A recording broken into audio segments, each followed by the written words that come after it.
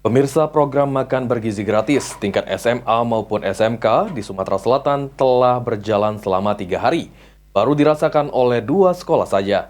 Untuk pelaksanaan menyeluruh, Dinas Pendidikan Provinsi Sumatera Selatan masih menunggu arahan lebih lanjut dari Badan Gizi Nasional.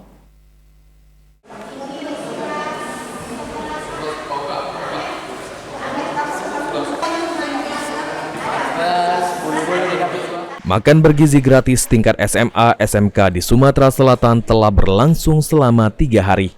Namun belum seluruh sekolah dapat merasakan program makan bergizi gratis. Kepala Dinas Pendidikan Provinsi Sumatera Selatan, Awaludin, mengatakan, untuk makan bergizi gratis di tingkat SMA SMK di Sumatera Selatan, baru SMK Negeri 7 Palembang dan SMK Ma'riful Ulum Banyuasin. Pihaknya masih menunggu arahan lebih lanjut dari Badan Gizi Nasional. Meski dalam pelaksanaan makan bergizi gratis di tingkat SMA SMK di Sumatera Selatan tidak menyediakan peralatan makan, sendok, dan garpu, pihaknya menghimbau kepada siswa untuk membawa sendiri peralatan makan, serta akan terus mengevaluasi dan mendukung program makan bergizi gratis tersebut.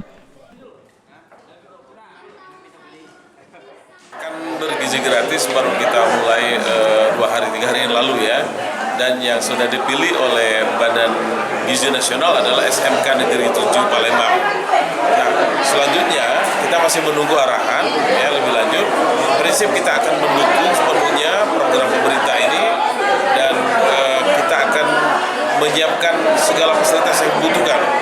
Sebagaimana kita ketahui bahwa kemarin ketika dilaksanakan di SMK Negeri 7 Palembang ternyata tidak menyediakan alat makan, sendok dan garpu, dan itu kita sampaikan kepada siswa untuk disiapkan.